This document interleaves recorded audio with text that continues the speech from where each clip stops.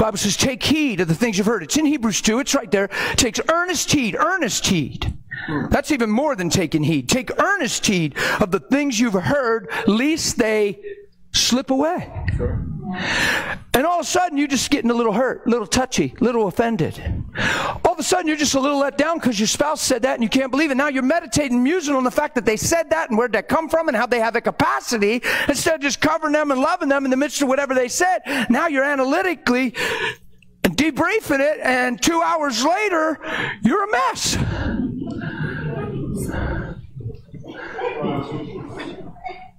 You just get out around people who aren't thinking for others. And you didn't deal with that in your heart, in your bedroom. You didn't deal that in the shower and talking and communing and understanding who you are and why you're alive. That thing will slip up on you. Next thing you know, you're just another angry person that goes to church. See, the whole strategy of the enemy, this isn't condemnation. Don't get heavy on me. Look, the whole strategy of the devil is to kill the light. Yes. He doesn't care if you go to church. He cares if you shine. Yes. He could care less if you go to King's Fire. He could care less if you go wherever. Yes. He cares if you shine. He cares if you start walking in love. He cares if you start looking like the one he can't stop. That's right. Yeah? He can't defeat mercy. That's right. He can't stop love. Wonder if you become those things. How you doing back there, man? Good to see you. Family reunion. Are you with me? Yes. The devil could care less. Honestly, I've come to believe this. I actually believe this. He'd care less if you do your daily devotions. Some people let their daily devotion take the place of knowing the Lord.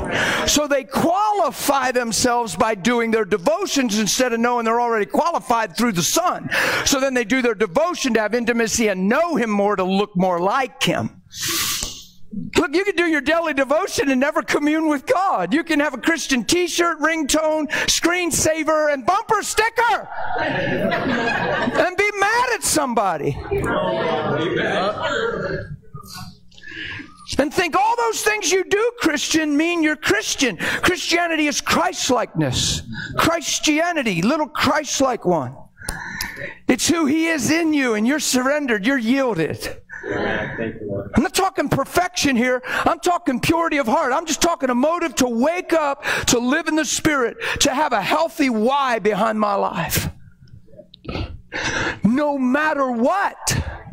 No matter who does what, says what. That doesn't mean you don't believe for a better job, but until that job comes, or if it doesn't come, maintain the same countenance, walk in the same joy, pursue the same peace and love with one another. Don't let the answer of what you're believing for dictate what you express, or it's idolatry. All of a sudden, you're just like the devil when he's talking about Job. He's only the way he is because you blessed him. You hedged him in. You made him fat. No wonder he's the way he is. You take away the blessing, he's like anybody else out there. He'll curse you to your face like every other man. That's the devil talking to God. Yeah. See why you can't be a Christian for you? Because you'll take life personal instead of Him. You'll actually think you have a reason to be mad at God. You'll actually let your circumstances trouble your heart, and you won't even be able to pray because you'll lose your view of Him. You'll wonder where you failed and what door you opened and why is He letting the devil, and now you have all these questions instead of knowings and relationship. And all of a sudden your life is only as good as it's going. And all of a sudden life is speaking way louder than truth. And your focus is on what you're going through instead of who you've become in Him. And that's when it gets tight and tough. And that's when people lose their joy, their countenance, their productivity, and their expression. And that's the goal of hell itself, is that your light would never really shine. that you would never really love one another. But that in some subtle way, you just come to God for what He can do for you instead of how He can make you more like Him. It's the goal of Christianity. It's Christ-likeness. It's transformation.